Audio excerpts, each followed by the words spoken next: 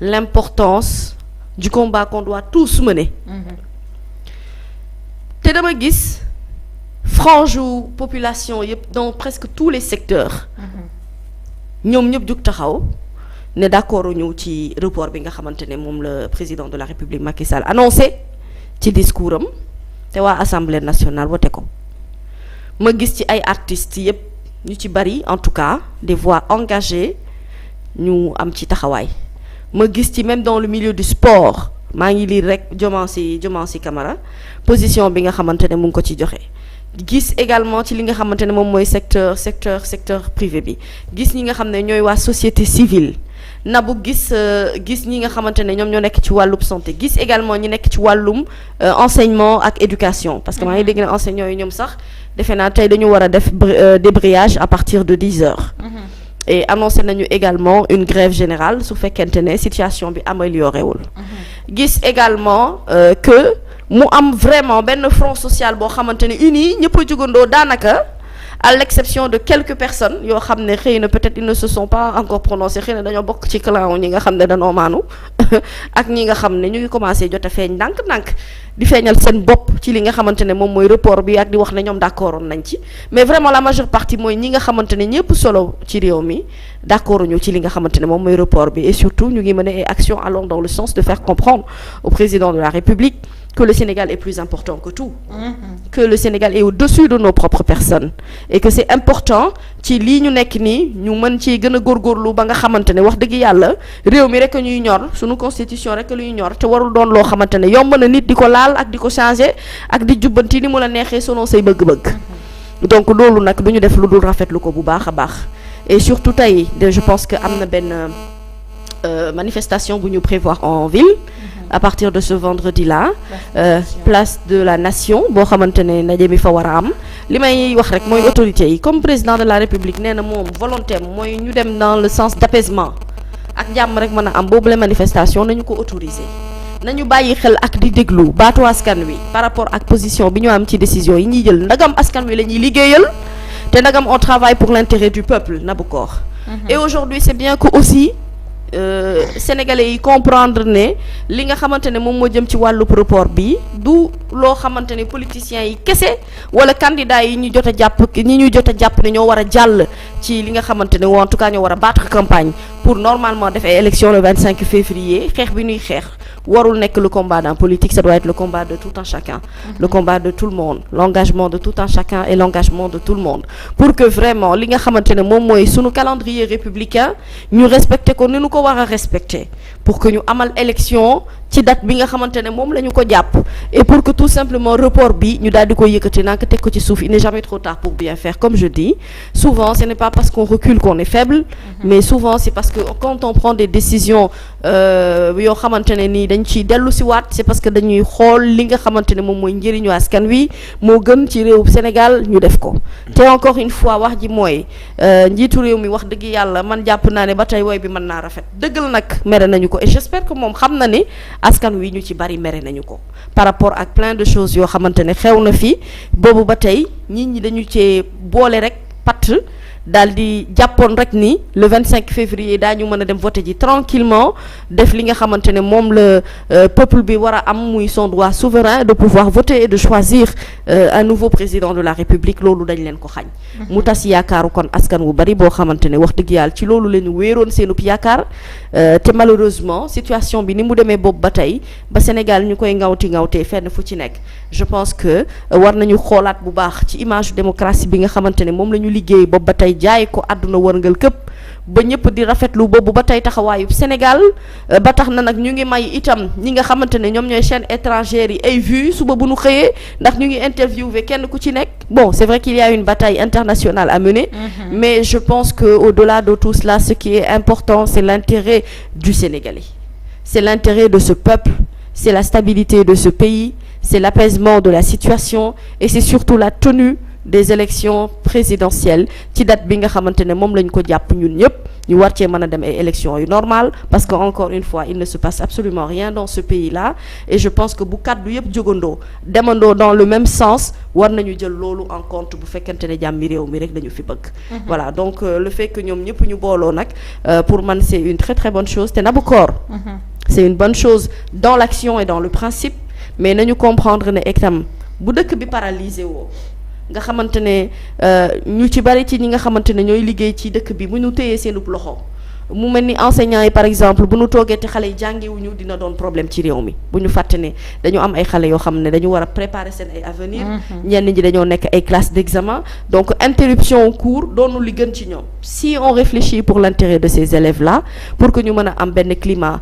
social bu leen di permettre ñu mën a am jàng bu tegu ci yoon nanu delluwaat ginnaaw ca ba muy teel bu fekkente ne bëgg nañu itam secteur de la santé di dox ni mu war a doxee nanu delluwaat ginnaaw ca ba muy teel finalement de jour en jour ngay gis tous les jours day am ay points de presse ay nit ñoo xam ne dañuy taxaw wane li nga xam ne moom mooy seen taxawaay par rapport ak report bi nga xamante ne d'accord ñu ci te loolu pour man le père de la nation qui est le président de la République Macky Sall war na ci bàyyi xel bu baax a baax a baax te xam ne askan wi mu jiite décision bii mu jël ñu ci bari ci ñoom d'accord ñu ci.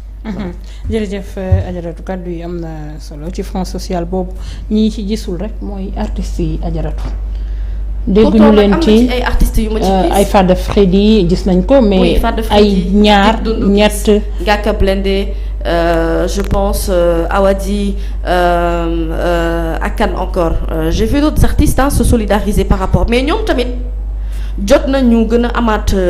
ñu gën a booloo. oui Fana Dundim ay les joueurs ñuy bëre. ci sportif bi. voilà ñëpp ñi nga xamante ne daanaka askan wi ñoom li ñu am yëpp askan wi leen ko jox. ci moment yii nii duñ leen sentir duñ leen dégg. limite duñu wax ak sax askan wi wala ñoom yéen yéegoo leen li askan wi di dund. wala yéen waroo leen woon dem voter ji comme ñun. j'arrive pas à comprendre. ñoom fan lañ nekk ak lan moo tax seen prise de position duñu ko fësal. en tout cas xam naa ne combat wu ñëpp la te dañu ko war a fësal sax parce que ñoom ce sont des porteurs de voix. boo déggee ñu naan porteur de voix mënoo ko wax nga dindi ci par exemple ñi nga xam ne ce sont des artistes. Musiciens chanteurs notamment quelqu'un comme Dip. ça fait un bon bout de temps que xam nañu position bi nga xamante ne am na ko et c'est un jeune bu am carrière bu prometteur xam nga fu mu nekk nii bu ñu ko bëggee am ci explication bu simple xam nga mooy lan Nabokor ci jamono yi nga xamante ne Sénégal daf koy dund. bépp sénégalais boo xamante ne ni tu ne vas pas dans le sens de l'intérêt du peuple ak ñi nga xamante ne noonu la ko askan wi gisee na nga xam ne waxtu bi boo ca tolloo soxla askan wi dinañ la beddi walla gannaaw. c'est tout aussi simple que ça parce que dafa am loo xamante ne bu ñu ci dee taxaw di xeex suñu wàllu démocratie pour man la main de tout le monde doit y être vraiment et que ça soit dans le secteur sportif dans le secteur culturel et comme je dis dans les grandes industries ñi nga xamante ne ñoo nekk dans le secteur privé dans le secteur public ak ñi nga xamante ne itam wax dëgg yàlla ils sont avides de vouloir savoir dëgg gi fan la féetee et surtout askan wi lan la ñu bëgg réellement pour man ñëpp dañoo war a am taxawaay boobu nga xamante dafay fa surtout nag par exemple c'est soi-disant influenceurs ñu ci bëri pour man war nañu am benn position également ci réew mi. et qui sont ces influenceurs? J'ai vu une fille comme Fa Aïdara nga xam ne elle est très engagée moom aussi. très engagée dans ses propos et dans ses textes. on a besoin justement de ça kenn newul ñu ngi lay laaj yenn li mais au moins ñu xam ne yow mi sax am na fenn foo féete ak fenn foo taxawee ba askan wi mën ko sentir bu baax a baax parce que c'est le combat de tout un chacun. benn lam ci loxo rek du yëngu. waaw lam yu bari ci loxo nag mooy tax mu doon mooy tax mu def keseng ñu xam ne lii am na sens c'est en cela que vraiment booy tombé ci yenn images yi sax ngay gis yenn mag ñi nga xam ne da nga leen di gis ñuy dox yor drapeau yi loolu c'est tellement dafay daw yaram à tel point que yow xale da nga naan mais qu'est-ce que je faisais pendant tout ce temps-là. Sénégalais jàmm la bëgg li mu bëgg rek tout simplement ñu mooy ñu respecter élection yi Sénégalais yi ku ko fonk la bëgg li mu bëgg mooy ki nga xamante ne day taxaw ci wetam ci waxtu bi mu ko soxlawee. Sénégalais yi itam danoo soxla di retrouver wu par rapport ak jikko yi nga xam ne moom la ñuy naw ci doomu aadama bu ñu tolloo ci situation yi ni mel c'est une situation exceptionnelle le Sénégal n'a pas encore été confronté à des situations pareilles de report d'élection te doonul woon loo xam ne à la base nit ñi dañu ko bëggoon donc ci départ bi wax dëgg yàlla boo dee dindi politique yi pourcentage bu ndaw lañu ci réew mi def politique ci réew mi pourcentage bu ndaw lañu fi représenté wuñu fi dara wax dëgg yàlla ndax boo leen génnee ñoom ñëpp ci géew politique bi li des ci askan wi oustaz moo ëpp téeméeri te junni yoon. mënuñoo tenir sax en otage. mënuñu tenir en otage tout un peuple duñu voté duñu wax duñu dem duñu lii ñu toog léegi ñun man li ma gën a metti ci rapport bi mooy on va parler de politique fii ak 1 an wala 9 mois politique la ñuy waxtaanee H24 te le peuple mérite mieux ñun soxla nañu nekk ci leneen dund gi cher na leneen ak leneen cher na tey amul secteur booy laal ajaratu te soo xewul wala mu am ay failles yoo xamante ne war nañ ko defaraat mais ñu bëgguñu tenir en haleine ci ñu nekk ci seen i waxu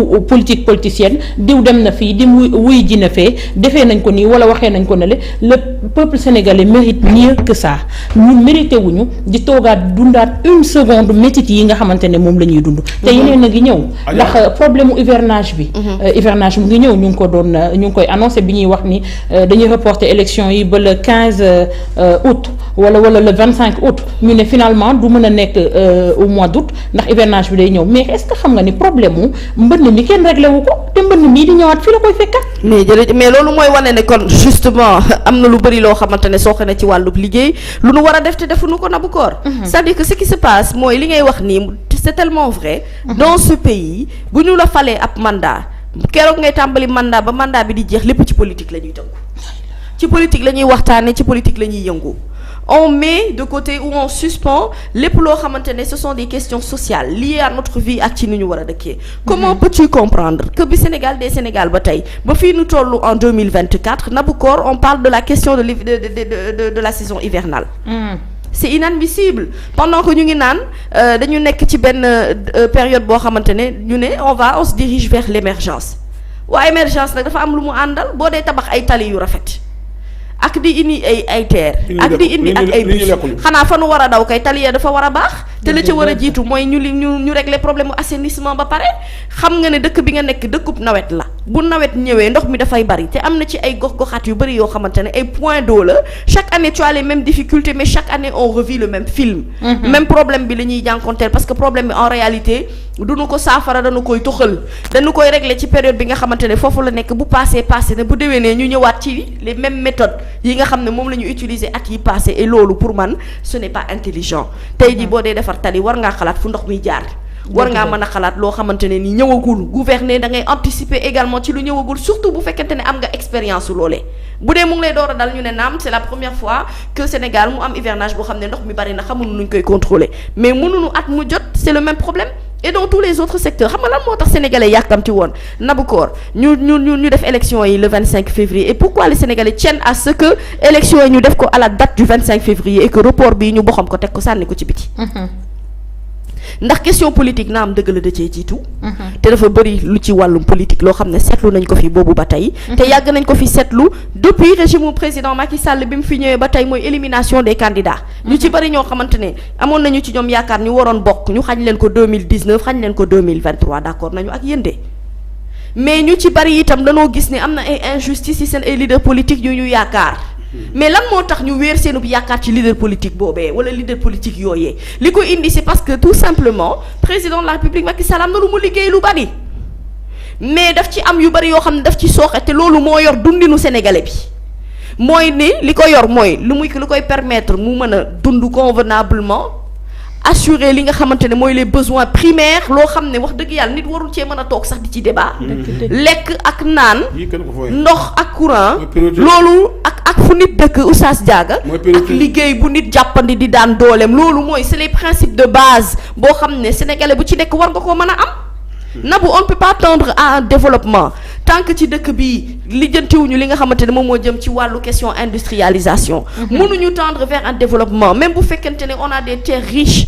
yoo xamante ne loo ci bay yàlla defal la ci jàmm te ci lu jëm ci wàllu agriculture bi defuñu ci lu ñu war a def ba baykat yi dootuñu sentir ne wax dëgg yàlla li ñuy daan seen doole di ci liggéey boobu ba tey au retour il se retrouve avec zéro wala loo xam ne dafay taxaw ci seen kanam te mënuñu ko exploiter mënuñoo développer réew mi wala am bokk idée wu émergence tant que ñun suñu bopp mënuñu assurer suñu autosuffisance alimentaire. li ñuy bay mënuñu ko assurer mu nekk mbayum qualité boo xamante ne war nañ koo mën a jëfandikoo ba duñu soxla les produits importés d'ailleurs ñëw indi ko fii. mënuñoo ànd ak ay gaamu politiciens yoo xam ne nabu koor dañuy yor suñu or te xamuñu nun or bi nga xam ne ñun sénégalais ña fa dëkk biir Kédougou ñu daj ko fii. ci Sénégal gis situation bi ñuy jànkoonteel. mënunoo dem ngaay mënunoo dem cëng ñu ñuy wax ay waxi pétrole ak waxi gaz daa am lu ko fi jiitu te ñu jàpp ne gestion bi baaxul mënunoo wax ne dëkk bii kat dañu koo bëgg a dékk ay gaamu politiciens yu fi nekk boobu ba tey te pourtant duñu favoriser intérêt personnel u réew mi dañuy signer ay accord ak i partenariat yoo xamante ne ña nekk fee dañuy noot duñu gestu gauche duñu gestu droite wala lu ñuy def dañuy tàggoo te day tax loolu nu ñu mën a avancer y a une somme de raisons bu dee da ngeen yaakaar ne mbiri politique kese dong képp moo tax sénégalais yi doyal kon dese ngeen amul jàngat ci sénégalais yi ni ñuy dundee. En réalité mooy aujourd'hui le sénégalais que moi je suis. que Nabou est que Oustaz Diaga est que vous êtes vous qui êtes en train de nous regarder ak ñi ñu seetaanul biir réew ak ñi nekk diaspora li ñuy dépenser pour dundal seen i njaboot ci famille bi ñi nga xamante ne dañuy nekk ci bitim réew di ci daan seen doole yaakaaruñu lenn lu dul ñibbisi ci biir réew mi am seen yëfi bopp te mënuñu koo am. wala lu ñu fi commencé développer du yegg ndax tout simplement système bi fi nekk moo baaxul ngeen yaakaar ne ay question politique moo ñu ñor. pour yéen lan moo tax ñu bëgg tenir ay élections 25 février on a besoin de garder l'espoir d'un Sénégal meilleur. On a besoin de retrouver une nouvelle forme de faire de la politique des gens qui ne s'agrippent pas au pouvoir mu jaral leen lu nekk ci àdduna. On a besoin de mettre une rupture profonde par rapport ak li ñuy dund muy ay jafe-jafe yu ñuy jànkonteel saa su nekk ñu ñuy promettre ay solutions te solutions yi musta am. di appliquer ak di def ay lois yoo xamante ne pardon day am défaut d'application derrière. Il y a une volonté de vouloir faire du bien sauf que vous arrivez à nous faire du mal et beaucoup de mal c'est ce mal profond qui est en nous mu nekk suñu biir xol loolu la ñu am envie soppi ngeen ne duñ ko fi soppe pour lan te borom parti soppi bi ñoom ci boppam ñu soppi ko ngeen yaakaar ne lan da ngeen fee war a mën a nekk di bummi kenn du wax jàpp suñuy doom tëj ci kaso bi jàpp ay journaliste buntu xataal jël ay groupe de presse tëj jël ay politiciens yóbbu ci biir kaso bi ngeen ne dañu war a continuer di muñaat lii ba kañ ngeen ne ba décembre pour lan parce que hivernage boo xamante ne bu ñu ko liggéeyoon régler ko doonul woon nekk prétexte pour que ñu mën a tenir ay élections. Je suis désolé ay événements religieux warul mën a tere ci réew mi ñu mën a def ay élections je suis désolé na ngeen xam ni du ay question politique képp kese dong. moo tax sénégalais yi mere leen donte nag li xew biir assemblée nationale ñu ngi koy naqarlu suñu biir xol ndax ñoo leen tànn teg leen fa. donte lu ci bëri ci ay leader politique yoo xam ne amoon nañu yaakaar ci ñoom may wax nag ñenn ci nekk ci ñoom ñii nga xamante ne nee nañu yeeyaa ñoom ñoo d'accord ci report yéen fu ngeen toj yéen amu leen poids électoral di yéen même bu ñu leen bàyyi woon ngeen jàll da ngeen di jàll rek man bëggoon naa sax na ngeen jàll nag ndax 0 yeeg 1 yi gën a leer. ngeen mën a natt seen bopp xam bu baax ni am na lu bëri ci wàllum politique loo xam ne war ngeen koo liggéey dama ne leen fii cëpp lay du fi am. liggéey ci wàllum politique convaincre askan bi moo lay tax a falu. ak askan bi am yaakaar ci yow bàyyi leen di nax seen bopp. li ngeen di def nii da ngeen di gën a gasal seen bopp kàmb. on doit pouvoir respecter le calendrier républicain point barre il n'y a pas une autre théorie qui tienne. on doit pouvoir respecter li nga xamante ne moom mooy bëgg-bëggu askan wi. askan wi bu ngeen di politique askan wee tax. bu ñu leen wóoloo tey bu ngeen xëyee suba wëlbatiku seen veste nekk yeneen nit. ngeen yaakaar ne loolu naqariwul suñu xol ñu muñ ko ay at war koo muñaat 1 an encore pourquoi waaye bàyyi leen xel ci li ngeen di def nii tamit yàlla am na. man daal bëggoon naa laaj. waaw yaa Seydi ayca. ñëpp ñoo ko bokk. jërëjëf Ajaratu Mami. Sénégal yi ñaata la 18 millions. waaw ñuy dem élection est-ce que mat nañ 4 millions. matuñu ko. 4 millions personnes ñoo dem élection wala. te ñun ñëpp ñun ñaata kon 18 lañu. kon ana